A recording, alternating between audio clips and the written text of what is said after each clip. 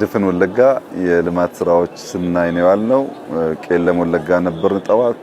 ከዚያ ምዕራብ ወለጋ ግንቢ አካባቢ ነበርን። አሁን ምስራቅ ወለጋ ነቀምት ነው ያለነው።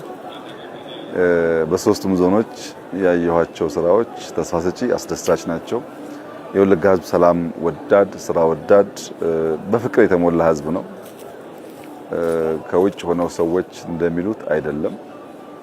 እውነት ለመናገር የወለጋ ህዝብ ጠላቱ እንኳን ቢሆን ተጎርቶ ደክሞ ቢያይ ለመርዳት ልቡ የቀና እጁ የተዘረጋ ህዝብ ነው። ትምህርት የሚወድ ዕውቀት የሚወድ ስራ የሚወድ ህዝብ ነው። በሆነ ዘመን የተወለሻሹ ጉዳዮች አሉ። ከቅርብ ጊዜ ወዲህ ደግሞ የልማት ስራዎች ተጀምረዋል።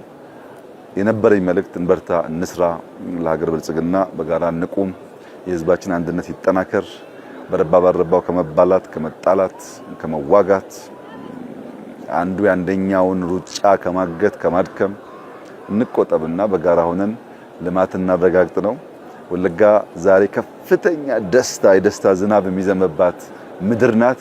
ይሄ ደስታዋ በንግግር ብዛት እንዳይበላሽ በዚሁ ቋጫለሁ። እንኳን ደስ ያላችሁ። ልማታችን ይቀጥላል። በጋራ ሀገራችንን እናልማ፣ ሰላማችንን እንጠብቅ፣ ጭቅጭቅ ውጊያ እንተው፣ የሩቅ ጠላቶቻችን ያላቸውን ፍላጎት ለማሳካት መከፋፈል እንተው። የጀመርነውን መልካም ጅማሮ በርተን እናስቀጥል እወዳለሁ። እጅግ አድርጌ አመሰግናለሁ።